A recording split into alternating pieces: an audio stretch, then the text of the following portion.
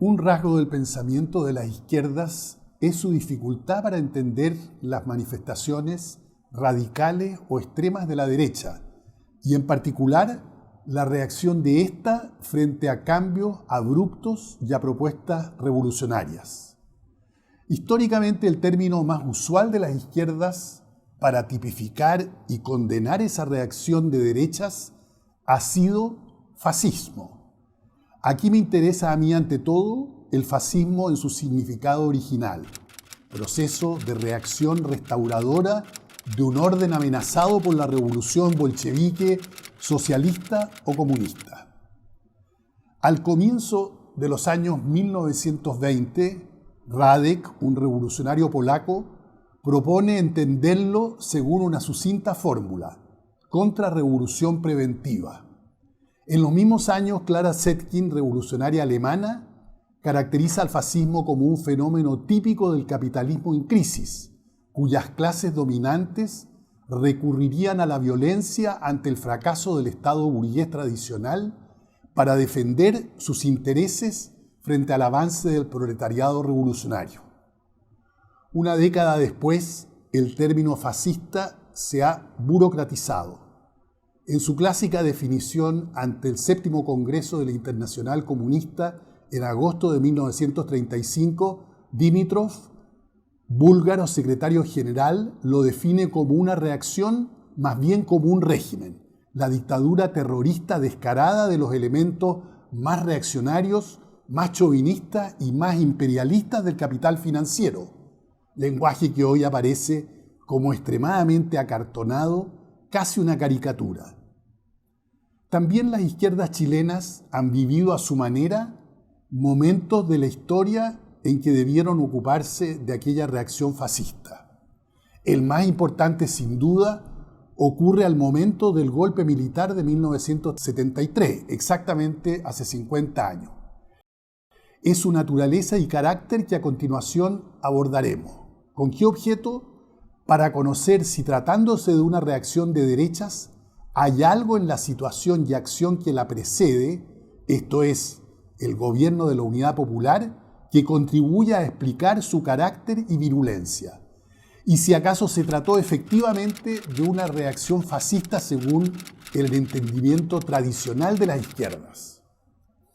Esta última pregunta hace pleno sentido hoy, justamente cuando el uso de este término ha vuelto a extenderse en el vocabulario de las izquierdas para referirse al clima conservador y a la marea securitaria que nos envuelve desde el 4 de septiembre pasado.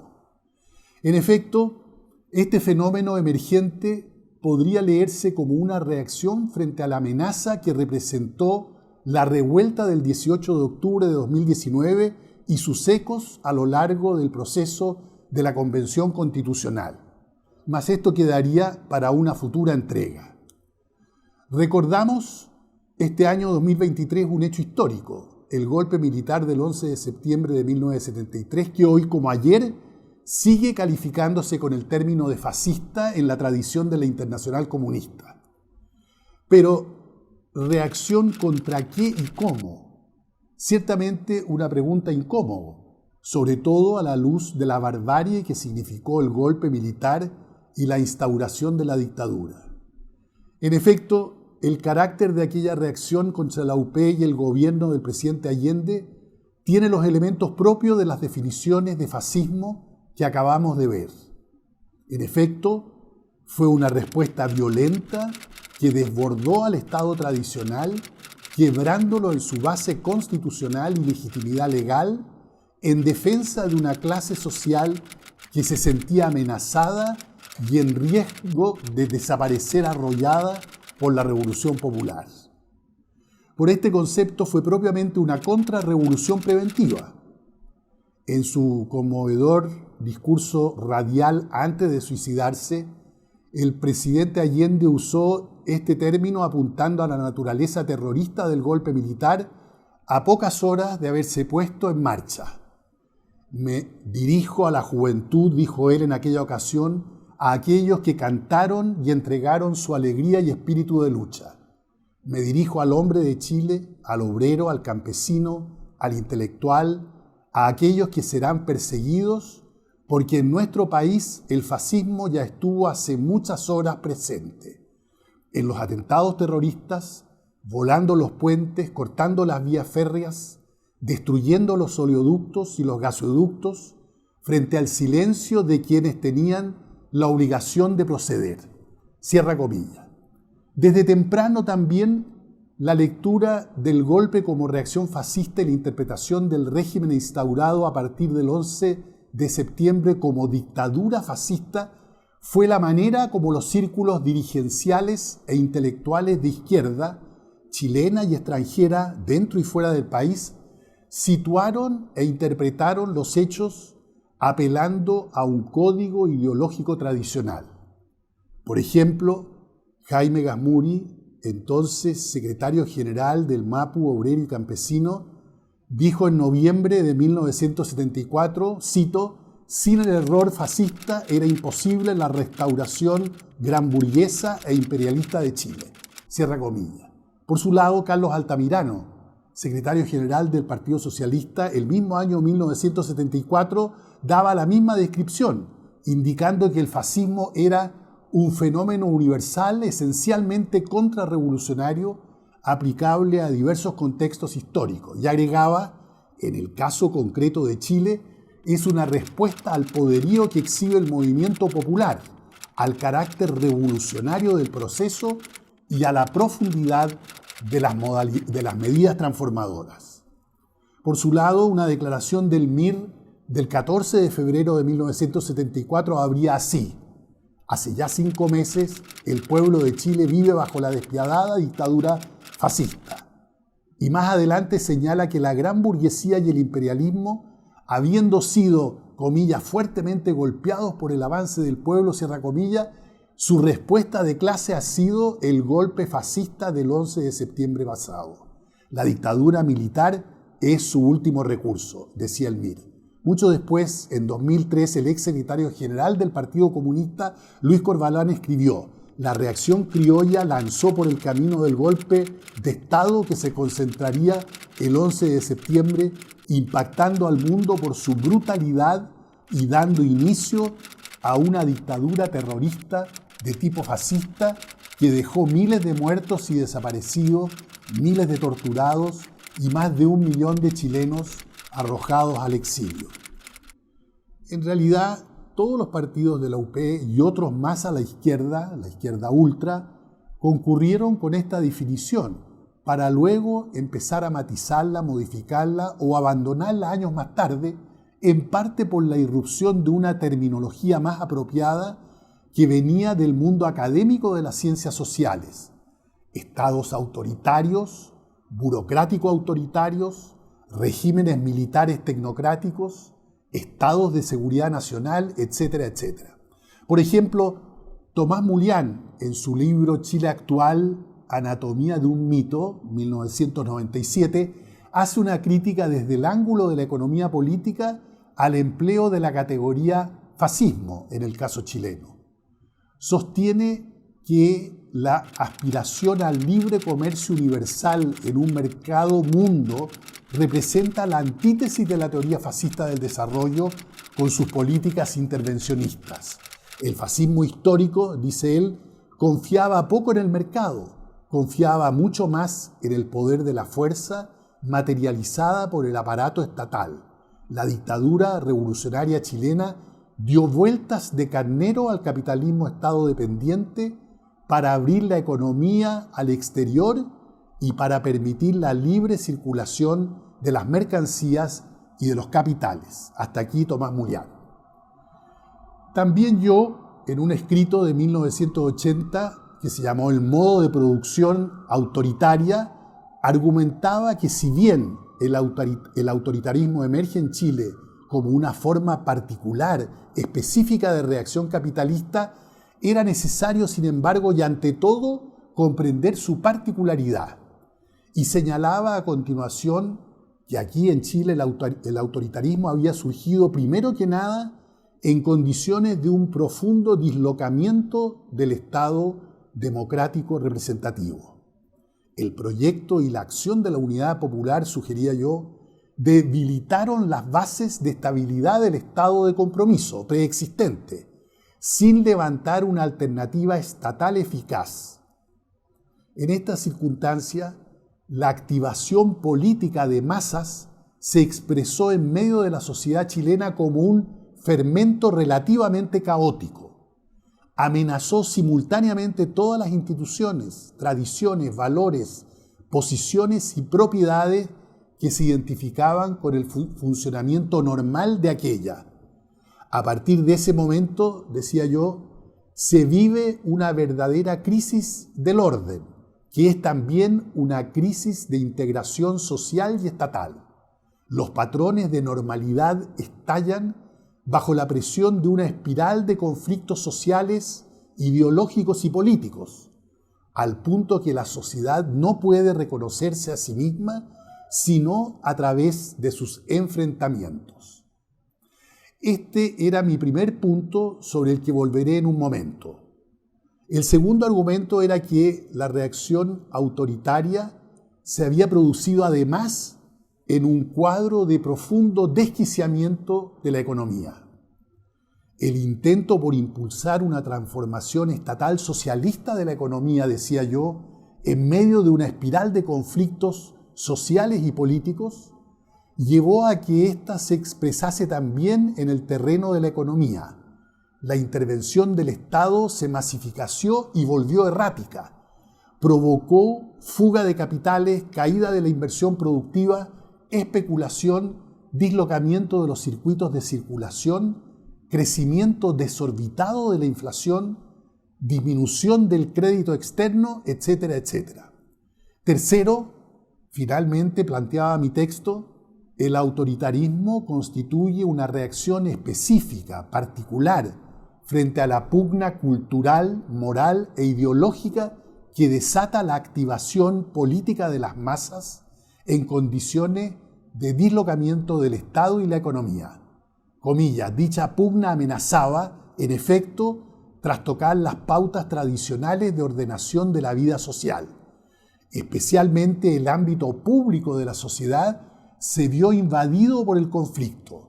La política, trizado los marcos reguladores de la representación, desbordó por todos lados y puso en tensión el sistema clasificatorio dominante que separa con relativa nitidez lo sagrado y lo profano, lo oculto y lo vulgar, la ciencia y la ideología, lo público y privado, la guerra y la política, etcétera, etcétera.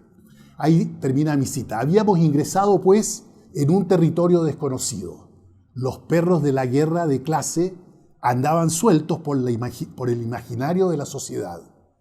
A partir de lo dicho en ese artículo escrito hace 4 décadas, busco explicar, y por cierto no justificar ni subestimar, el terror que significó aquella violenta reacción, golpe militar más dictadura, desencadenada por una clase dominante que se sentía amenazada en su propia existencia por la UP y el gobierno de Allende.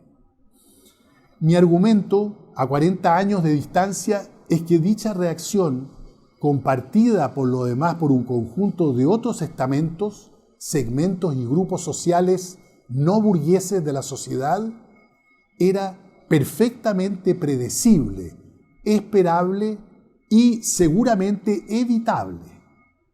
En efecto, las izquierdas de las cuales yo formaba parte y me siento parte hoy día, nos habíamos embarcado en un proyecto de revolución socialista en el estricto sentido que entonces poseía este término, o sea, de superación del capitalismo a partir de una transferencia masiva del poder, la propiedad y la influencia, pero por medio de la vía institucional y democrática y con un apoyo minoritario, digamos 1/3 de los votantes.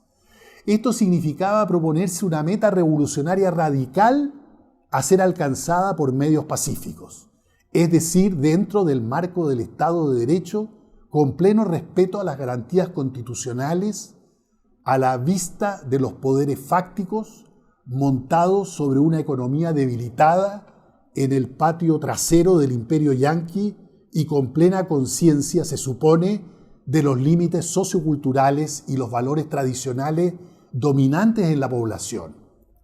Mirado de frente entonces o ahora con la perspectiva del tiempo, tal proyecto era completamente utópico y absolutamente irrealizable. Ponía al propio gobierno de la UP desde el primer día en una posición insostenible, sin mayoría ni en el Congreso, ni en las calles, ni entre las élites, ni en los medios de comunicación. Tampoco contaba con una estrategia revolucionaria, ni con los medios humanos, militares, financieros, de organización y liderazgo para poder desafiar seriamente al bloque de poder establecido. Más encima, la UP, coalición de gobierno con tan exaltado proyecto revolucionario, se hallaba partida desde el comienzo entre un polo moderado, más bien reformista y dispuesto a negociar, y un polo rupturista cada vez más vocal y amenazante. Adicionalmente, y por fuera de la UP, se situaba una izquierda que promovía abiertamente un enfrentamiento con la burguesía y con el ordenamiento estatal, posición mirada con inocultable beneplácito también por círculos radicalizados dentro de la Unidad Popular. Tan improvisado cuadro revolucionario trae a la memoria las palabras sobre los profetas desarmados de Maquiavelo, quien razona así, y lo cito textualmente: hay que considerar que no existe nada de trato más difícil, de éxito más dudoso y de manejo más arriesgado que la introducción desde el poder de nuevos ordenamientos, porque el que introduce innovaciones tiene como enemigo a todos los que se beneficiaban del ordenamiento antiguo y como tímidos defensores a todos los que se beneficiarían del nuevo.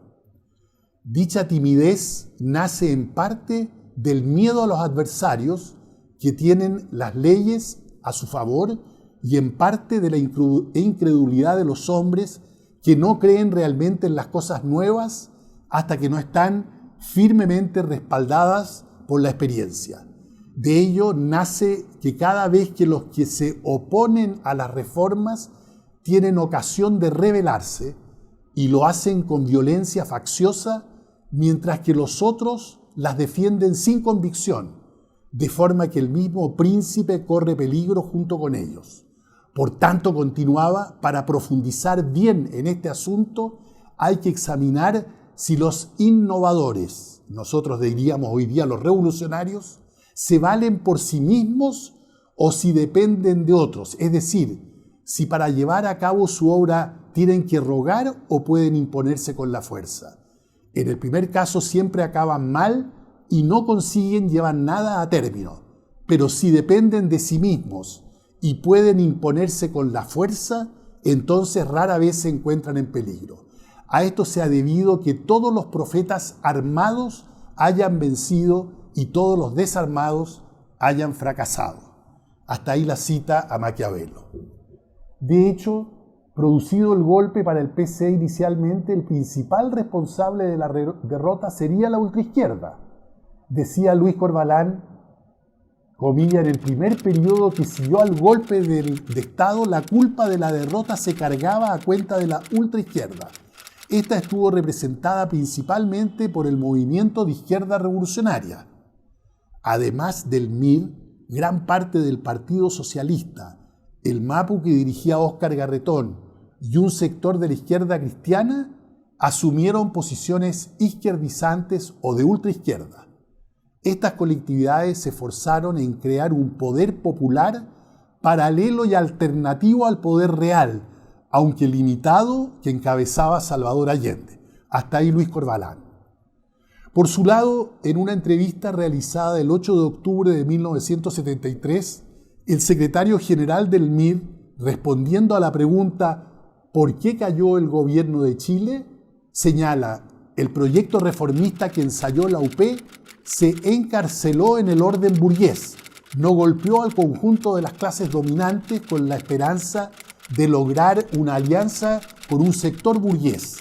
La ilusión reformista la pagaron y pagan hoy cruelmente los trabajadores, sus líderes y partidos, confirmando dramáticamente hoy la frase del revolucionario francés del siglo XVIII, Saint-Just: quien hace revoluciones a medias no hace sino cavar su propia tumba. Hasta ahí Miguel Enrique.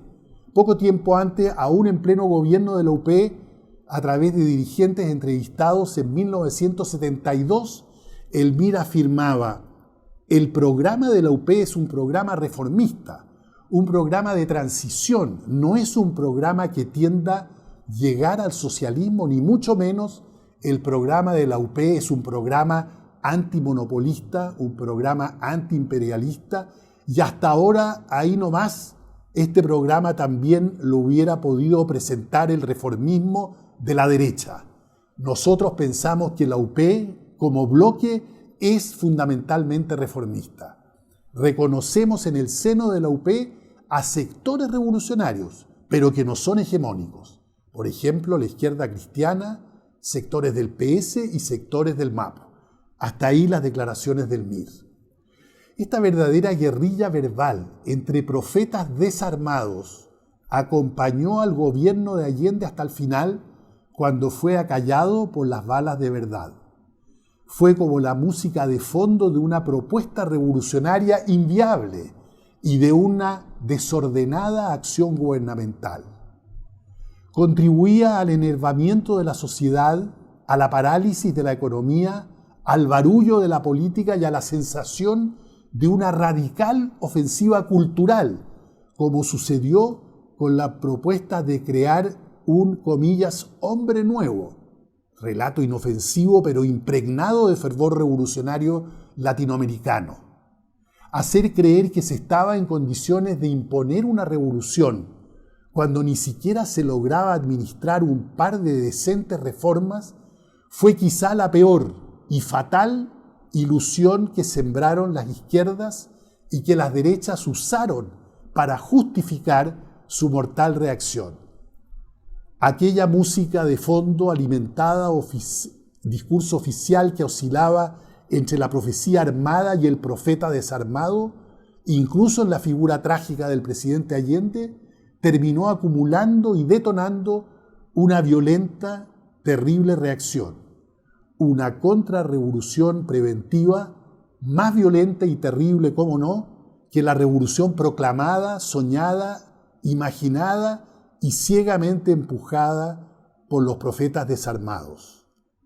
Tal reacción, fascista, autoritaria, securitaria o como se la prefiera nombrar, estuvo acompañada por su propia tragedia. Respondió con desproporcionada violencia a un proyecto que no podía imponerse, pues no se valía por sí mismo y por ende, como dice Maquiavelo, estaba condenado al fracaso. La reacción autoritaria quedó así marcada a fuego, también ella, por la tragedia que desencadenó y los escombros de los derechos humanos que dejó tras de sí como su huella. Al igual que el ángel de la historia de Walter Benjamin, comillas, bien le gustaría detenerse, despertar a los muertos y recomponer lo destrozado. Pero la misma tempestad que provocó le enreda las alas y se la mueve tan fuerte que el ángel no puede cerrarlas. Las izquierdas crearon el fantasma de una revolución que terminaría con el orden social existente y fueron aplastadas por la reacción que esa amenaza irrealizable alimentó. Es una figura conocida de la historia, una restauración autoritaria tras una revuelta que promete poner de cabeza a la sociedad o refundarla a través de una revolución. El Líbero, la realidad como no la habías visto. Haz que estos contenidos lleguen más lejos haciéndote miembro de la Red Líbero.